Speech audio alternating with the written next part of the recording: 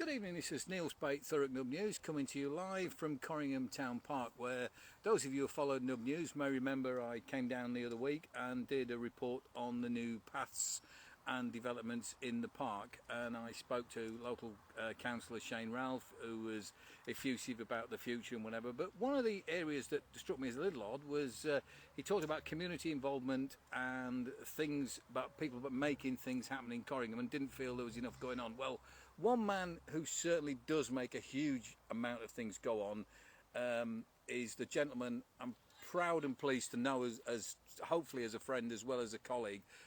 This is John Darling, who, as you can see behind him, the Carysmay Darling Centre, the Carysmay Darling Foundation, many years ago, a few years ago now, when I was working in Thurrock, we had the tragic story of his daughter. Unbelievable situation for a family to go through. John and his wife and his family and his other children have just done so many remarkable things, and the legacy of Carysmay will live on, I think, forever in Corringham, and is going to bring so many more things into the local community. And if you wish to know about how much of an impact it was, just go on Facebook or social media and look at the event, the annual community day they had at the weekend, when I think, John, 4,500 people? 4,500 people, yeah. 4,500 people packed in for a fabulous day.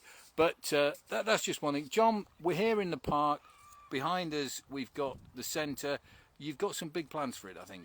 Yeah, well, we've been told, so we had a temporary planning permission for the centre, and Thurrock Council contacted us about 2 years ago, and they wanted us to make it more of a permanent structure, so we've had to go through a planning process. We've had to engage architects, and essentially what we're going to do is we're going to extend the centre. We're going to put a new sensory room in there for special needs children and for undereducated children. We're going to build a new pitch roof on top of the centre, and then we're going to clad it in brickwork. So we're going to make it more of a permanent structure in the park, really, which is essentially what the council wanted. And the foundation's role in the local community, obviously it's evolved over years. Yeah, yeah. From those very early days, which I remember well, Yeah. and I'm sure you'll never ever forget. No. But how do you feel things have gone over? I mean, how long ago is it now? I mean, Over a decade? We've been going now since 2011. Yep. We're a registered children's charity, UK registered children's charity, and we're set up to help underprivileged children and youth to help them in performing arts and sport, which we think is a good grounding to help mental well-being. We've always said that, and just to help children, mainly teenagers, get into stuff that they wouldn't normally have a chance to do. And over the last 10 years we've helped over 267 children and youth in the local area. We've sponsored football teams, netball teams, cricket teams, basketball teams. We've been involved in providing bursaries for children to go abroad to work for charities. We've sponsored lots of local deserving children. We nominate an Angel Award once a year, where a child might get nominated for doing something really good in a year, or they might have gone through a particular hardship.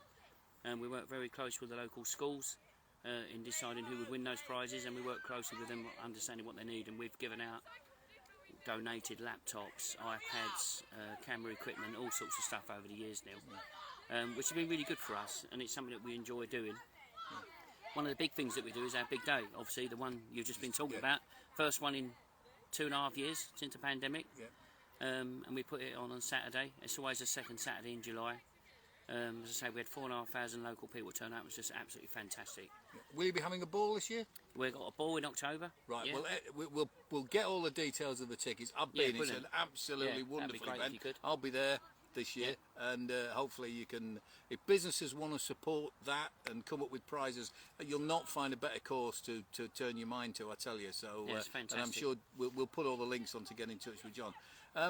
There's been sort of criticism in some quarters that not enough people do enough for Corringham. I mean, you're a man who makes things happen. I mean, it's quite difficult. I mean, we've just come through a pandemic. We've had 2 years of doing nothing. I mean, our charity, we managed to get through it. We're a sustainable charity now, but essentially in the park and most of the local area, really, a lot of the facilities have dropped during that time. Obviously, we've met with the council just recently, actually. And we're donating new waste bins for this park, Corringham Park, 3 of them actually, which we're donating through the charity, and we've offered to help with the local groups in the park to see if we can improve it and what we can do to help them plan and encourage investment in. Essentially, that's what we've offered What to I've do. noticed is you're a man who avoids politics. No, we don't. We stick out of politics. Yeah. We don't like getting involved in any of Yeah. that. So I mean, Corringham, We're a charity. obviously for your family, the legacy. That's Yeah. what drives you forward. Yeah, and it's helping the local community. That's what we're about.